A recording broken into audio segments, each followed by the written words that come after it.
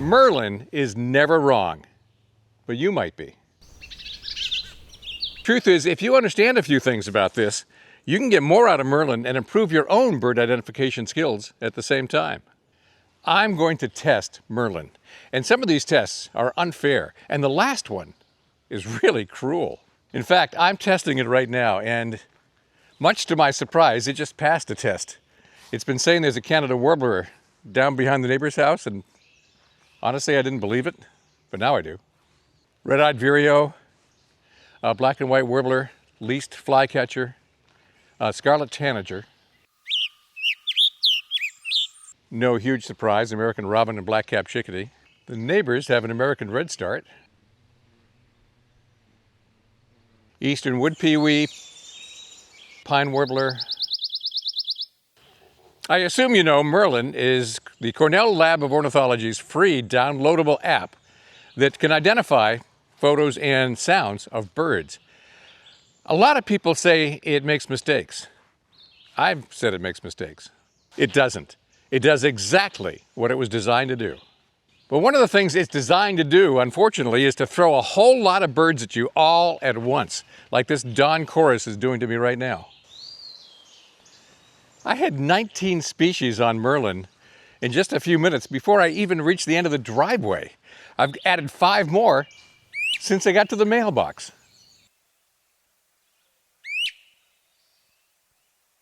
Great crested flycatcher, chipping sparrow. There's an eastern warbling vireo down by the water. It's like drinking through a fire hose. So much going on, all of it getting listed all at once on Merlin. I mean, yeah, that's a little bit helpful, but how useful is it really if you can't identify birds by sight or sound? It's just a lot all at once. You need filters, and those filters have to be in your head. That's why I always suggest, if you're going to use Merlin and learn how to use it, start with all the birds right around your house. My house. Don't look at the lawn. It's spring and I'd rather go birding than actually mow something. I'm hearing about 20 different bird species in my yard or around my yard right now. But which ones are important? Well, I'd say the ones either I don't know or I didn't know were here. So to focus on the important birds, I have to unfocus on the ones that are common around here that I know that are present. American robins nested on my back porch in May. It's now June, and they've just finished building a second nest to do a second brood right there. Meanwhile, eastern phoebes have taken over the other side of the house. I've got bird nesting on both entrances to my house. It's hard to come and go. In this scenario, I'm the caged bird. So as I listen to all these birds, and I want to pick out the unusual ones, I need to be able to tune out the usual ones. In fact, pine warbler has nested in my yard ever since I moved in 26 years ago. I tuned that one out. Oh yeah, thanks. Nothing sings more than red-eyed vireos. And there are so many here, they pack in densely. Their territories can be 50 yards apart or less. So again, as I try to focus on the unknown birds, I have to unfocus on the known ones. Otherwise, Merlin and the birds are just throwing a whole lot at me all at once. So if you really want to make Merlin more useful, remember this: Merlin hears too much, and some of what he hears is wrong. The point is, there's no substitute for knowing at least some of the birds that you're hearing out here. The more you know, the more useful Merlin gets. Number 2, Merlin doesn't identify birds. I think you know this. Merlin doesn't make identifications. It makes suggestions. And some of those suggestions might be a little off base, and there are good reasons for that. Merlin doesn't analyze sounds. It analyzes pictures. It makes a picture of what it hears, a spectrogram, and you can actually see that as it scrolls the top of the screen. It then looks for patterns that match similar patterns in its huge database. Think of it as an audio fingerprint. That works well in real life, but just like in real life, fingerprints can get smudged. That one picture is capturing all the sound at once, including birds that are singing on top of each other. There may be background noise like traffic or an airplane, or God forbid, somebody is running a leaf blower. Merlin has to pick out those audio fingerprints from a background that may obscure them a little bit. For 4 mornings in a row, I've been out in my yard putting Merlin through its paces, just so I could tell you more about it. And for 4 mornings in a row, it's been telling me there's a wood thrush in my yard. Now, I grew up with wood thrushes. I know what they sound like. I have not heard anything, to me, that resembled a wood thrush.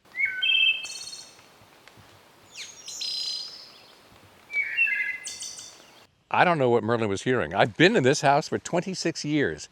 Even though wood thrushes nest in Maine, they have never, ever been in this spot here.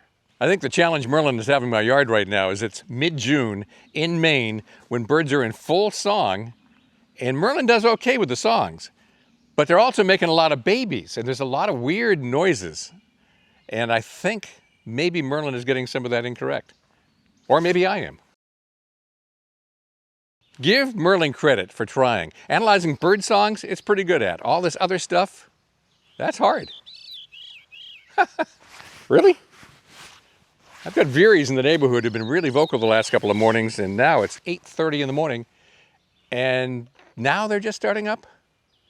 Now, while you've got this whole cacophony going on in front of you, while you've got Merlin throwing a whole long list of birds at you, here's another challenge. Merlin has no eyes and only one ear. Not only can Merlin not verify any of the suggestions it's making to you, it can't even tell you in which direction to look to find it yourself. At a beginner level of birding, everyone remembers better if they look at the bird instead of the smartphone. But you can't be sure what it is until you know where it is. That's why learning all the birds that are making noise around the house is so important, so you can find those birds that aren't making all the noise. Almost everyone I know is surprised to find out how many more birds are in their neighborhood than they originally realized. I'm now at a family farm in central New Hampshire. Different set of birds, same set of problems. This used to be a hayfield. Now it's just a tick farm. Here's a problem Merlin has to deal with. Merlin is very good at sound identification, but give it enough time and a miscalculation will leak in. The more likely there's a bird in the final list that wasn't actually present. There are three things going on. Number one, Merlin makes a list of all of its suggestions during a session. Number two, each species appears in the list only once, no matter how many different individuals or songs were heard during that session. Number three, once on the list, it stays on the list. So record a session for 1 minute and I'll probably get everything right. Record a session for a half an hour, and somewhere in that list, there's probably a misjudgment or two. People do the same thing. Give me enough time, and somewhere along the way, I'll make a mistake.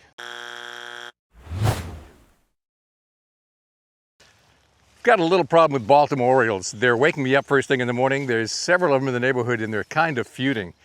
It's not songs, it's just a lot of conflicting calls all around me in the morning. Most of the usual series of call notes, but if the call notes are separated by enough and they sound enough like an osprey, Merlin occasionally thinks it's an osprey. And it ends up on the list for that session, even if it only happened one time.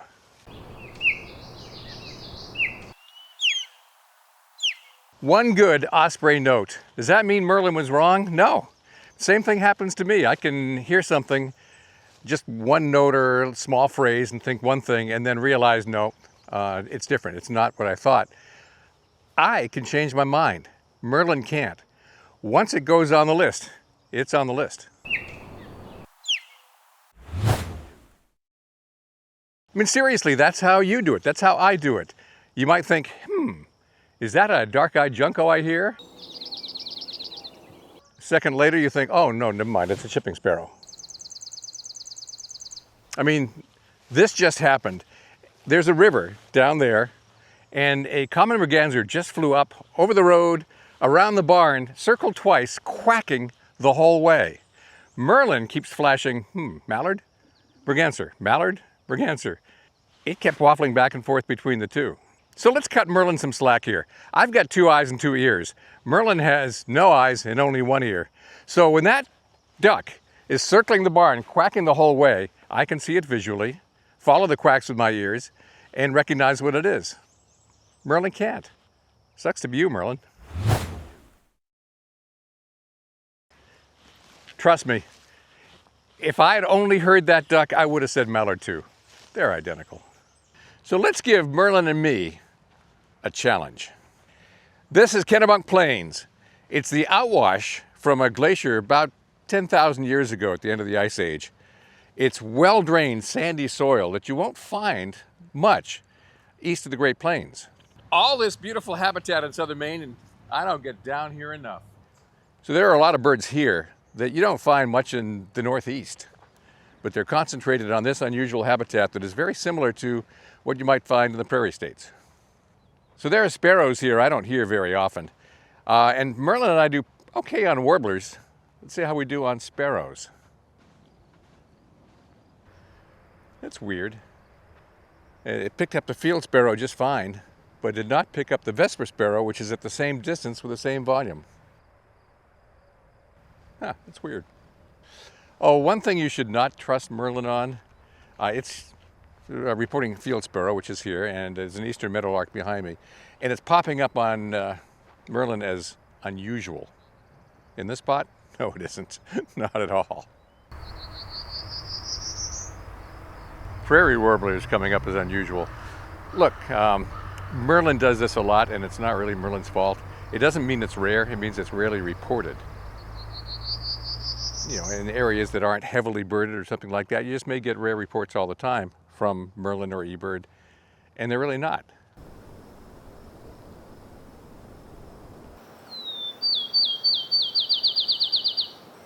See, field sparrows here, not unusual. Quick word about eastern meadowlarks. You know, in other parts of the country, they're still very common, but here in Maine, they are starting to wink out of existence. We have a lot of hay fields, but some of those get mowed much more often than they used to, so that habitat is disappearing. To have them here is actually pretty precious. Ovenbird back in the woods, but that's too easy. Maybe the most common bird out here is the eastern towhee. And Merlin's not going to mess that one up. It's pretty distinctive. The only thing it could probably confuse it with is a spotted towhee. But because the location services are on, Merlin knows where I am and doesn't really have to guess it's an eastern towhee.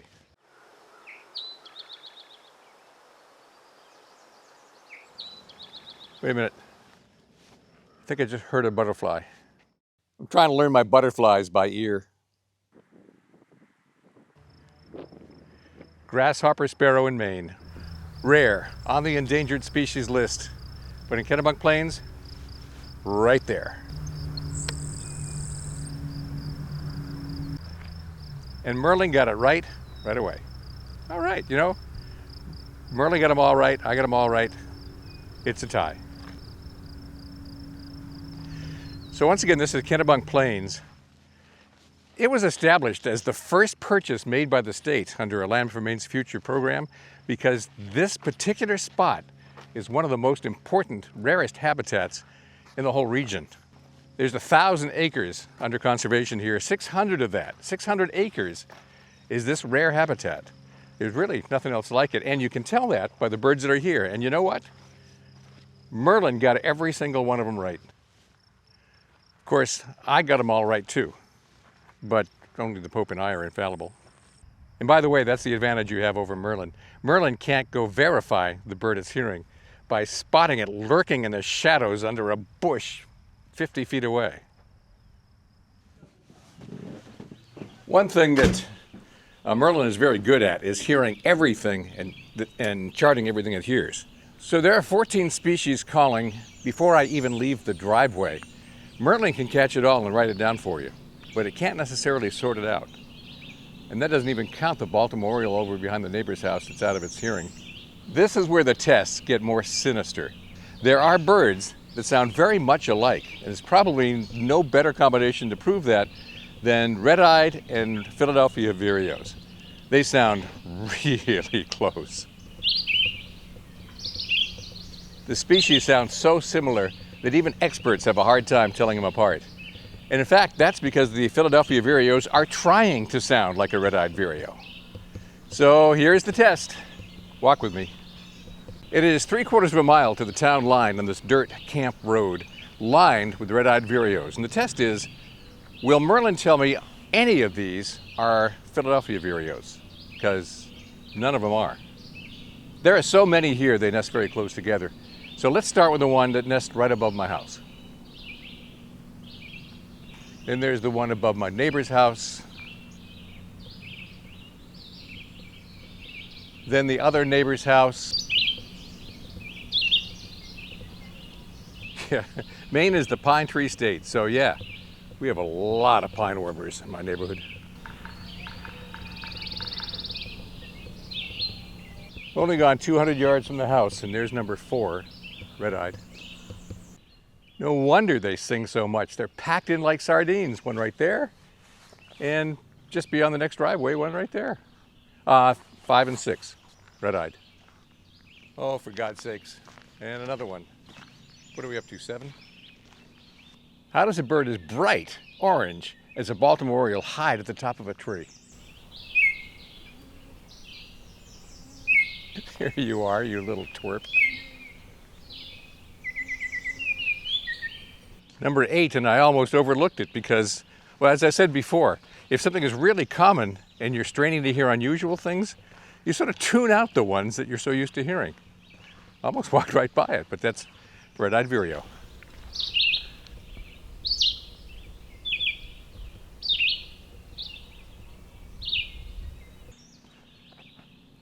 Number 9, keep walking. I give Merlin credit for one thing. Chestnut-sided warblers can be really bad singers, and yet Merlin usually figures it out. And this one, whew, terrible. Funny thing is, there are 2 chestnut-sided warblers right here, one over there. They're competing. They sometimes brush into each other. One singing really well, the other not so much.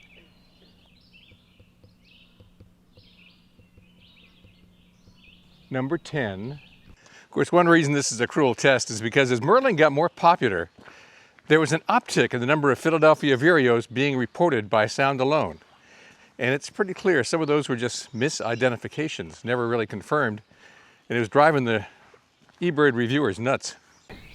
Oh, that's sad. It mistook that Blackburnian warbler for a bay-breasted warbler. Then a moment later it puts up Blackburnian warbler. But it can't take off the bay-breasted, even though it's pretty clear that was an oops. That one's back in the woods a little bit. That's 11 red-eyed vireos and 1 blue-headed vireo.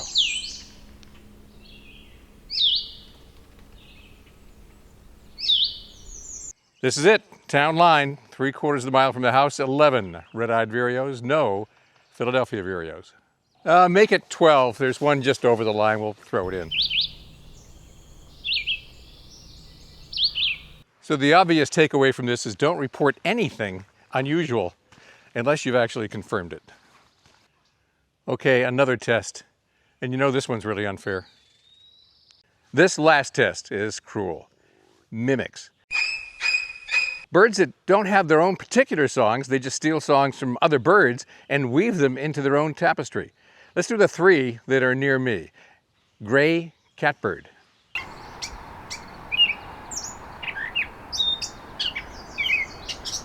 This recording of a catbird went on for 49 seconds, and Merlin never once wavered, identifying gray catbird the whole way.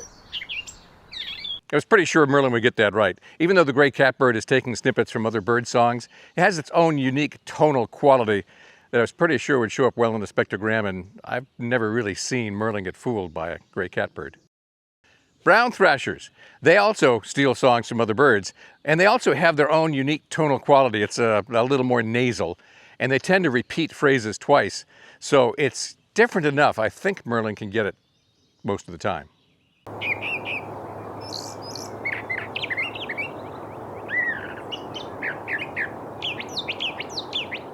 This brown thrasher sang for 39 seconds in this recording, and Merlin stuck right with brown thrasher ID the whole way. Northern mockingbirds. They not only steal songs from other birds, they can sing them better than the other birds can. They do tend to repeat their phrases like 5 times before moving on to the next imitation, but Merlin, well, just watch.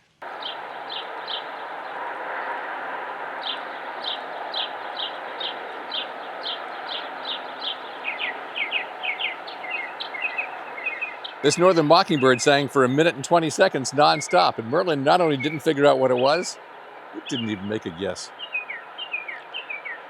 In the final analysis, I think Merlin is a great tool. It does what it's supposed to do, and if you expect more from it than that, well, that's on you. For beginners, it can reveal birds around you that you didn't know were there, but it won't help you find them. And if it's a really loud morning, it could be really overwhelming.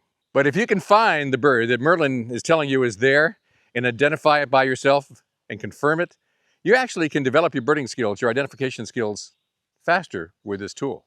Merlin makes snap judgments based on that snippet little fingerprint it hears.